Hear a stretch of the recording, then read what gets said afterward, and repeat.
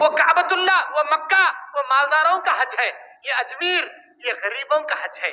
یہاں جاؤ طواف کر لو، وہ چرنڈی بازو پڑی ہے غلیظ پانی، اس میں نہا لو، زمزم ہے کالا ہو چکا ہے پورا غلیظ گچل پانی، گناہ کھینچ کھینچ کے پانی کالا ہو گیا، اس میں نہاؤ ڈوبو اور چشتی بابا کے ساتھ چکر کاٹو، ہو جائے گا حج. وہ مالداروں کا حج، یہ غریبوں کا فری میں حج. لا حول ولا قوت الا باللہ.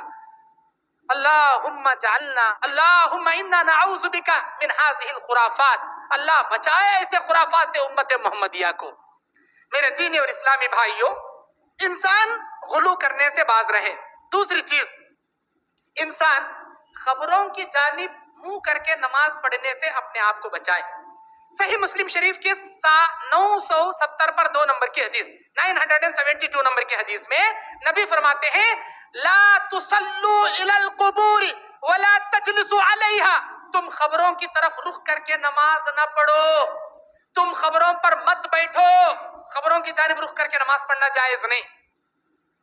آج ہم دیکھتے ہیں اس کائنات کے اندر لوگ، ابھی ہمارے انڈیا میں یہ ہمارا قبلہ ہے، یہ کیا ہے؟ یہ مغرب ہے، وہ مشرق ہے جہاں سے سورج نکلتا ہے. ہم انڈیا والوں کو مغرب کی جانب مکہ پڑتا ہے، کعبۃ اللہ پڑتا ہے، ہم ادھر مغرب کی جانب اپنا قبلہ بنا کے نماز پڑھتے ہیں. یہ مغرب ہے، وہ مشرق ہے، یہ شمال ہے، یہ جنوب ہے. یہ مغرب اور یہ شمال کے بیچ میں یہ جو کارنر کا ایریا ہے، یہاں عراق بغداد پڑتا ہے.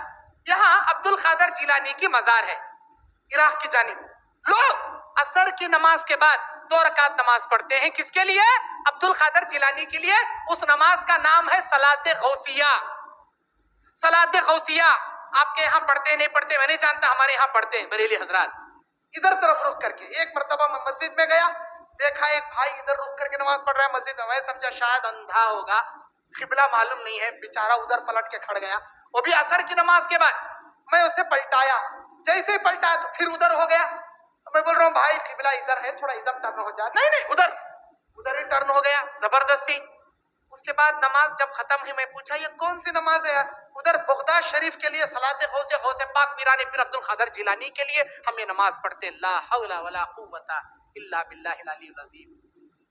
اب آپ سوچو، دنیا میں ایک نبی کا بھی انتقال ہو جائے، ایک پیغمبر کا، ایک رسول کا جنازہ ہمارے سامنے رکھا ہوا ہے.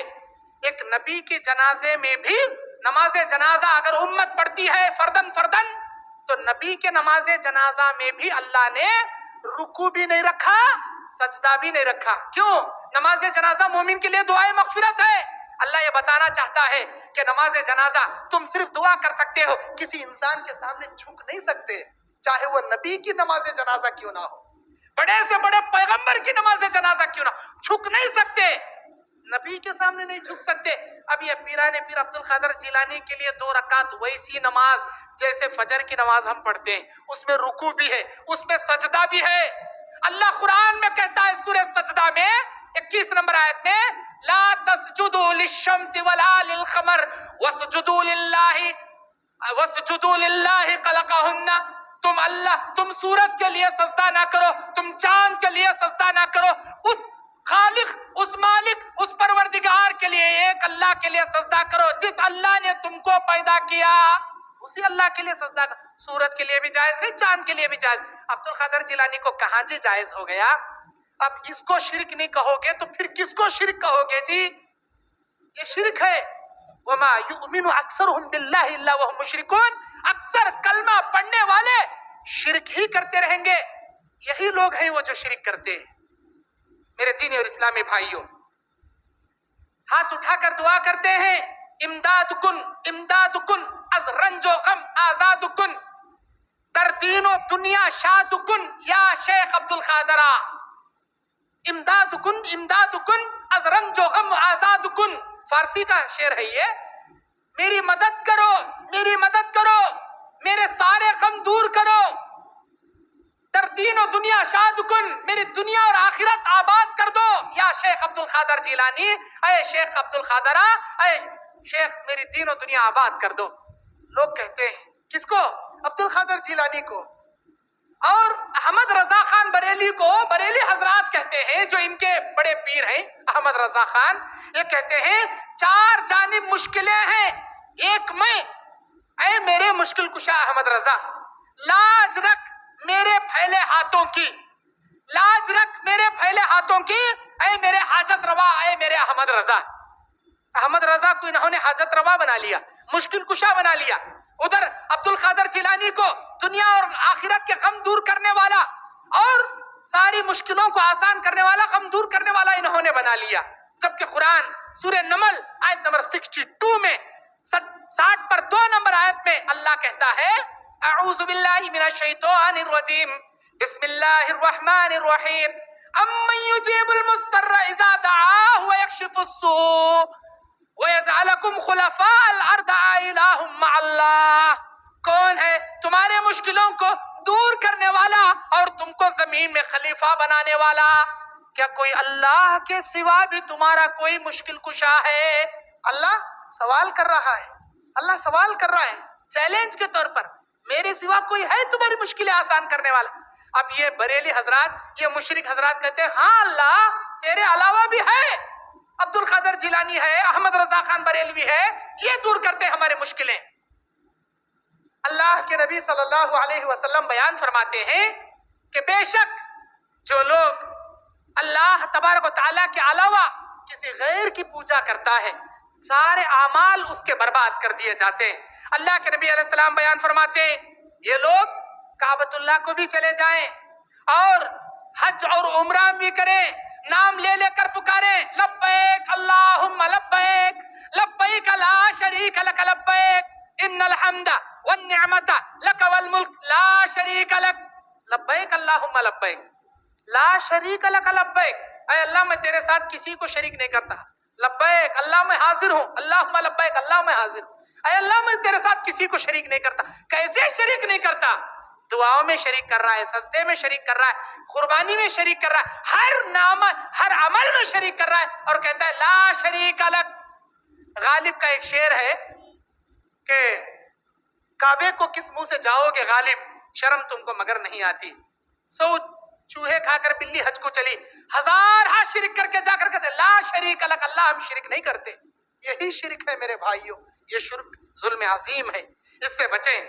اللہ تعالیٰ قرآن مجید میں بیان فرماتا ہے سورہ فاطر آیت نمبر 13 میں، وَالَّذِينَ تَدْعُونَ مِن دُونِهِ مَا يَمْلِكُونَ مِن قِطْمِيرٍ، وہ لوگ جو اللہ کو چھوڑ کر کسی اور کی پوجا کرتے ہیں، وہ کھجور کی گھٹلی کے اوپر کا چھلکا بھی پیدا نہیں کر سکتے۔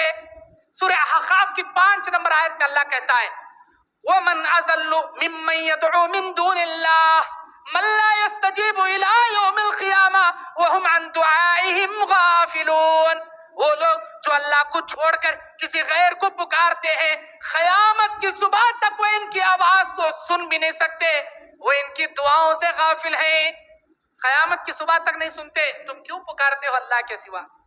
اور سورہ زمر کی 3 نمبر آیت میں اللہ تعالیٰ کہتا ہے وَالَّذِينَ اتَّخَذُوا مِن دُونِهِ أَوْلِيَاءَ مَا نَعْبُدُهُمْ إِلَّا يُقَرِّبُونَ إِلَى اللَّهِ زُلْفَىٰ، جن لوگوں کو ہم اللہ کے سوا عبادت کرتے ہیں، ہم اللہ کے سامنے سفارشی بنانے کے لیے ان کی عبادت کرتے ہیں تاکہ اللہ سے قریب ہم کو کر دیں۔ یہ کیا کریں گے اللہ سے آپ کو قریب؟ یہ کیا کریں گے آپ کو اللہ سے قریب؟ ہمارے نبی اپنے بیٹی سے کہتے ہیں، اپنی پھوپھی سے کہتے ہیں، اپنے خاندان والوں سے کہتے ہیں یا معاشر قریش، یا بنی ہاشم، یا بنی عبد المطلب، اشتروا انفسکم لا اغنی عنکم من اللہ شیئا، او میرے خاندان کے لوگوں تم اپنی جان کو جہنم سے بچانے کی فکر کر لو، میں تمہارے کچھ کام نہیں آؤں گا، میں تمہارے کچھ کام نہیں آؤں گا، اللہ کے سوا تمہیں کوئی نہیں بچائے گا۔ اور یہ کہتے ہیں یہ ہم کو اللہ سے بچائیں گے، اللہ سے کوئی نہیں بچائے گا، اللہ تعالیٰ سے آپ کو کوئی نہیں بچائے گا، سوائے اللہ کے کوئی آپ کا مددگار نہیں بنے گا۔ میرے دینی اور اسلامی بھائیوں، جو لوگ یہ سمجھتے ہیں کہ اللہ ہماری دعائیں نہیں سنتا، یہ قریب رہنے والے، یہ درگاہ والے ہماری دعائیں سنتے ہیں، اسی لیے ہم جا کر یہاں دعائیں کرتے ہیں۔ اللہ قرآن میں کہتا ہے سورہ مومن 60 نمبر آیت میں وَقَالَ رَبُّكُمْ ادْعُونِي أَسْتَجِبْ لَكُمْ، اے میرے بندو تم تمہارے رب کو پکارو، تم اپنے اللہ کو پکارو، میں تمہاری دعائیں قبول کروں گا۔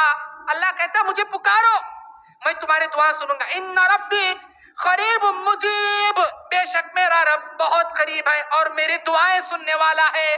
سورہ ہود کی 61 نمبر آیت اور سورہ بقرہ کی 186 نمبر آیت میں اللہ کہتا ہے وَإِذَا سَأَلَكَ عِبَادِي عَنِّي فَإِنِّي قَرِيبٌ أُجِيبُ دَعْوَةَ الدَّاعِ إِذَا دَعَانِ. میرے بندے میرے بارے میں سوال کرتے ہیں، آپ بیان کر دو جب بھی تمہارا پروردگار کے بارے میں تم سوال کرو، تمہارا رب تم سے بہت قریب ہے. جب بھی تم تمہارے رب کو پکارو، جب بھی اللہ کو پکارو، تمہارا رب تم سے قریب ہے.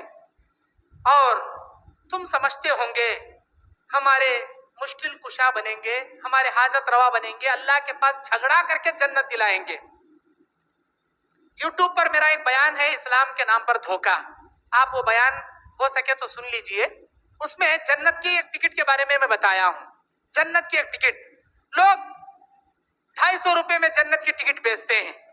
یہ ہمارے پیروں کا ولیوں کا شجرا ہے.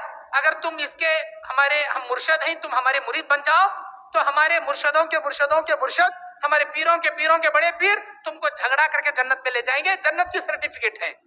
لا حول ولا قوت الا باللہ. میرے بھائیوں، اللہ تعالیٰ قرآن مجید میں بیان فرماتا ہے من ذا الذی یشفع عنده الا باذنہ.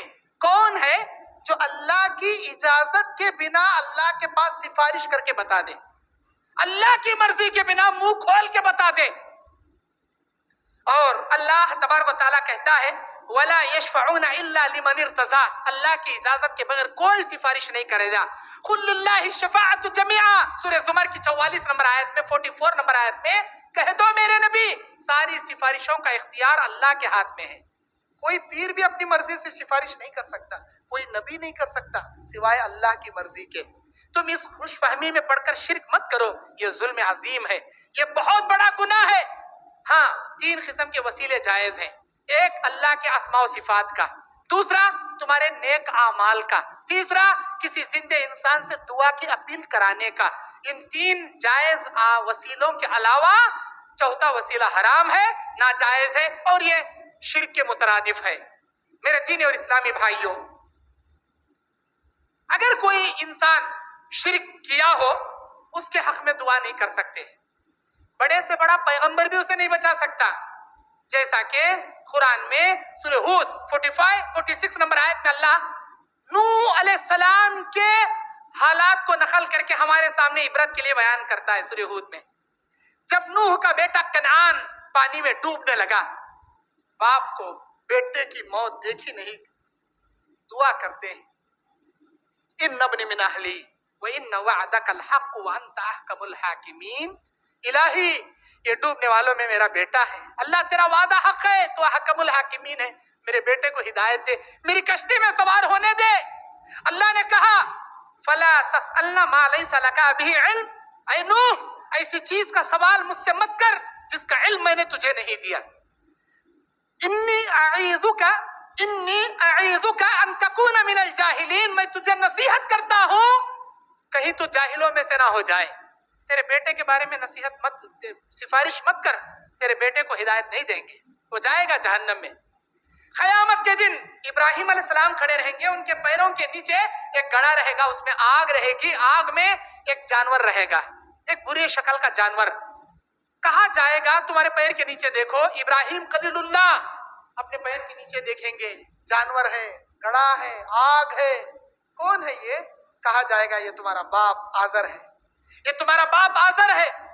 دعا کریں گے اللہ اس سے بڑی شرمندگی اور کیا ہو سکتی ہے کہ میرا باپ ایسی بری شکل کے جانور کے شکل میں عذاب میں جھلس رہا ہے، اللہ میرے باپ کو بچا لے.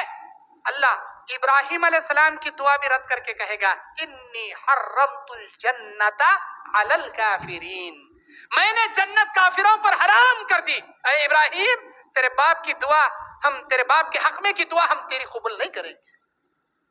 مشرک چاہے کتنا بھی بڑا کیوں نہ رہے، مشرک کتنا چھوٹا کیوں نہ رہے، دعا کرنے والا کتنا بڑا پیغمبر کیوں نہ رہے، اللہ کے اصول کے خلاف ہے تو اللہ ہرگز نہیں سنے گا، اللہ ہرگز نہیں سنے گا.